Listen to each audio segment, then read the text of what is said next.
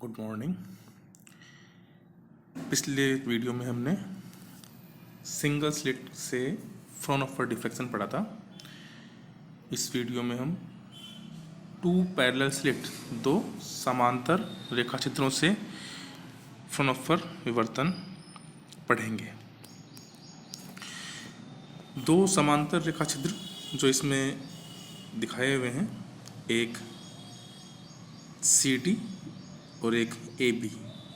AB और CD के बीच में एक अवरोधक यानी अपारदर्शी भाग BC ये है। AB और CD की चौड़ाइयाँ इक्वल हैं E, और जो अपारदर्शी भाग BC है उसकी चौड़ाई है B, स्मॉल b। ओके।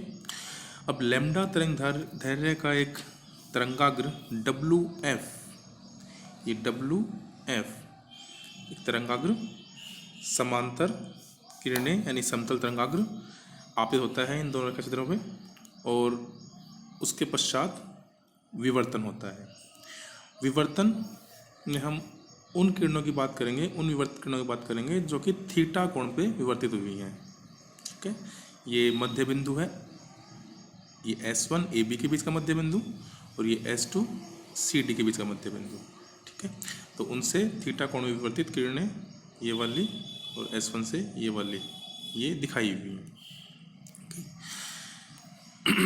तो पिछले वीडियो में हमने देखा था, उसमें पढ़ा था कि सिंगल स्लिट से जो विवर्तन होता है थीटा कोण पे, उससे बिंदु P पे मिलने वाला आयाम और मिलने वाली तीव्रता कितनी होगी, इसकी गणना हमने पिछले टॉपिक में की थी।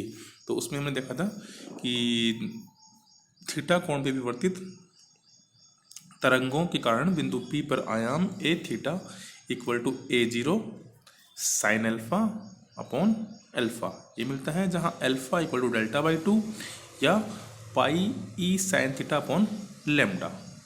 ठीक है, ये हमने सिंगल स्लिट से विवर्तन में देखा था, परिणामी आयाम, और जहाँ alpha equal to pi by lambda E sine theta. Okay, तो यहाँ पे दो सिंगल स्लिट AB और CD हैं, और इन सिंगल स्लिट से दो किरणें मिल रही हैं जिन दोनों का आयाम A थीटा के बराबर है। ठीक है, A थीटा यानी A0 sine alpha upon alpha.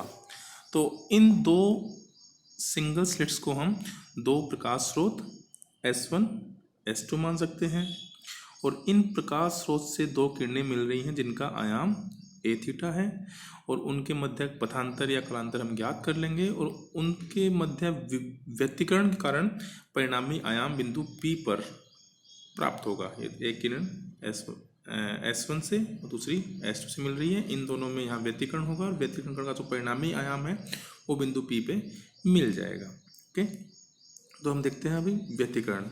व्यतिकरण के लिए पहले इनमें कलांतर ज्ञात करना होगा। कलांतर ज्ञात करने के लिए हम S1 से S2 से निकलने वाली किरण पर एक लंब डालते हैं S1K। ओके, अभी एक त्रिभुज S1 S2 K बन गया है, जो समकोण त्रिभुज है, जिसमें S1 S2 कर्ण है और S2 K लंब है और S1 K आधार है। ओके, कोण यहाँ पे थीटा है।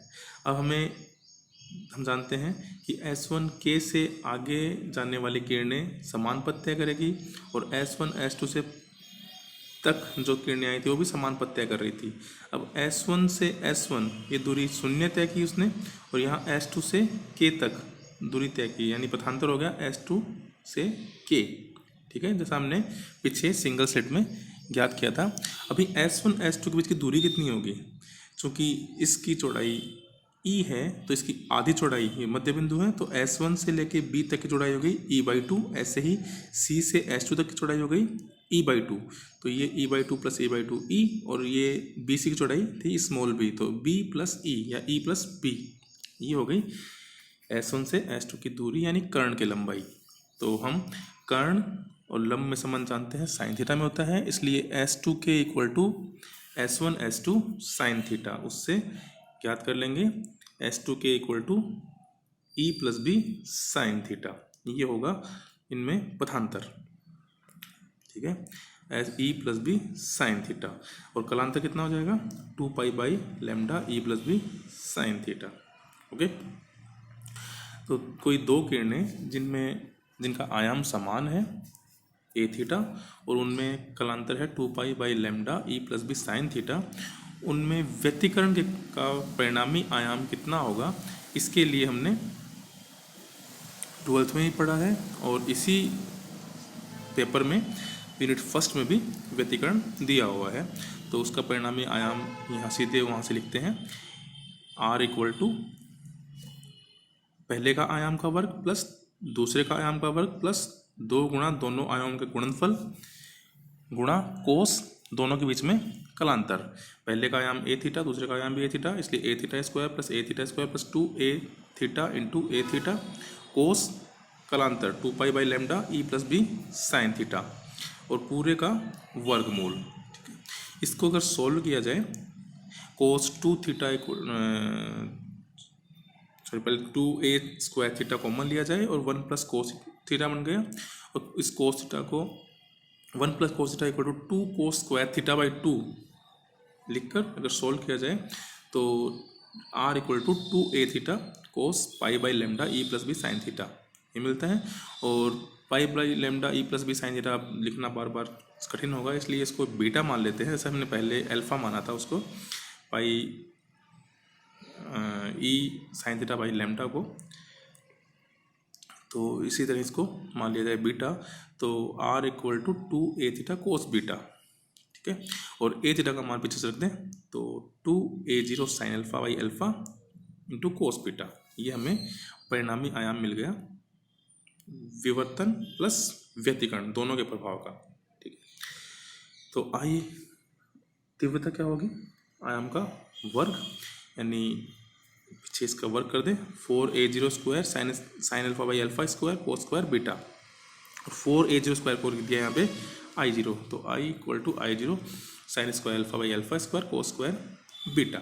यहाँ अल्फा और बीटा जो पीछे हमने माने हैं उनके भी मान रख दें, तो I equal to I0 sine pi e sine theta by lambda square